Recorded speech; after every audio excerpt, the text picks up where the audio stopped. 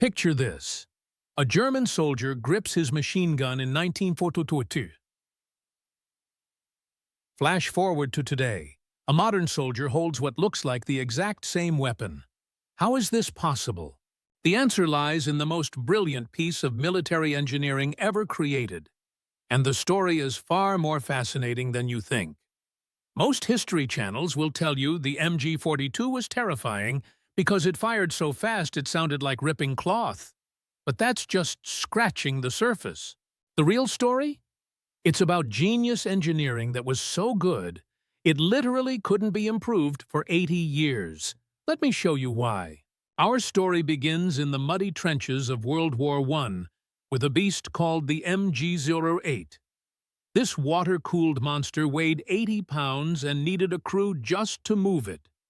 It changed warfare forever with sustained automatic fire. But it had one massive problem. It was built for trench warfare. The Germans knew their next war wouldn't be fought from static positions. They were developing something revolutionary. Blitzkrieg. Lightning war. And they needed a weapon that could keep pace with tanks and racing infantry. Enter the secret weapons program. Remember, after World War I, Germany was banned from developing new military equipment. So they worked in complete secrecy, and what they created would change everything. First came the Mg13, lighter and air-cooled with a quick-change barrel system. Revolutionary for its time, but it had a fatal flaw. It used magazines. 25 rounds at 600 rounds per minute gave you exactly 2.5 seconds of fire before reloading. Useless for sustained combat. Then, in 1934, they unveiled the Mg34, and the world had never seen anything like it. The first true general-purpose machine gun ever made.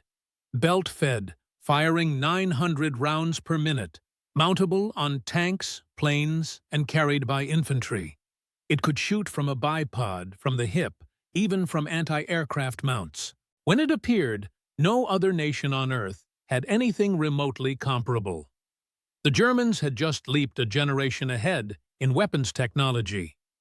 But here's where it gets interesting. The Mg34 was incredible, but it was also a luxury item. Built from precision-milled parts, each gun required 150 man-hours to produce and cost the equivalent of $3,000 in today's money.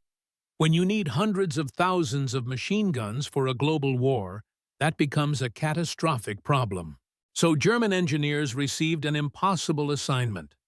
Create something better than the best machine gun in the world, but cut the production time and cost in half. They delivered the Mg42. Made from stamped steel instead of milled parts, it fired 30% faster, changed barrels even quicker, worked better in dirt and cold, took half the time to build, and cost 80 marks less per unit. Over 400,000 were produced during the war. The gun used a roller-locking bolt system where the barrel and bolt recoiled together, with 2 roller bearings creating a mechanism so efficient it could fire 20 rounds per second. It was, quite simply, a masterpiece of engineering efficiency. But the true genius wasn't just the gun, it was the entire system built around it. Take the ammunition cans. While Allied soldiers wrestled with awkward boxes, German cans had folding leather grip handles positioned so you could carry 2 in one hand, or fold them flat for stacking in tight spaces. Watertight, attachable to belts, compatible with their tripod system. They even had special drums that held 50-round belts, keeping ammunition clean and ready, while Allied troops draped belts around their necks or tripped over them. Every detail was obsessively thought through. And then there was the Lafette mount. This wasn't just a tripod, it was a mechanical computer. Weighing 45 pounds, it featured a clockwork mechanism called the Tiefenfeuer Automat that let the gunner preset range limits and sweep zones. Set your field of fire, a road, a bridge, an approach. Pull the trigger, and the gun would automatically sweep that entire zone. The gunner could literally tie a string to the trigger and fire from cover, while the weapon methodically hosed down the designated area. With precision optics, it had an effective range of 3,000 meters, turning a light machine gun into something resembling light artillery. This explains why advancing Allied troops found German positions so nightmarish. Machine gun teams would prepare multiple firing positions, fire from one, relocate, then fire from another angle. Allied forces thought they were facing dozens of guns when there might only be 3 or 4 teams, and they had no idea where to direct counterfire.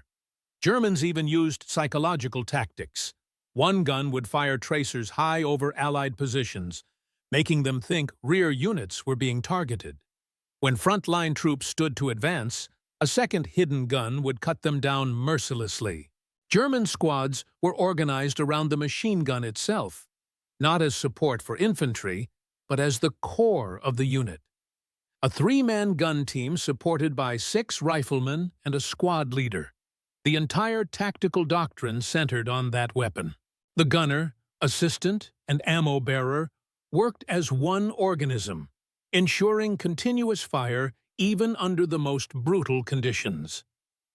Here's the ultimate proof of its brilliance. When Germany surrendered, everyone wanted these guns. Partisans used them. Resistance movements grabbed them. Entire nations made copies like the Yugoslav M53, which served for decades. America tried reverse engineering captured Mg42s in the T-24 project, but failed completely. They couldn't match the rate of fire or solve the technical problems. They eventually gave up and just stole design elements for the M60. And here's the kicker. When West Germany rearmed in the 1950s and joined NATO, they looked at American and British machine guns and basically said, "No thanks, we already had something better." They took their old Mg42s, rechambered them for NATO standard ammunition, and called it the Mg1. A few tweaks later, it became the Mg3, with a slightly reduced fire rate of 900 rounds per minute for better control and ammunition economy. That weapon, fundamentally unchanged from 1942, is still in service with modern armies today. Mounted on vehicles with night vision and remote turrets, using modern versions of the same Lafette-style mount, but at its core, the exact same machine gun designed 80 years ago. When engineering is this good, it simply refuses to die.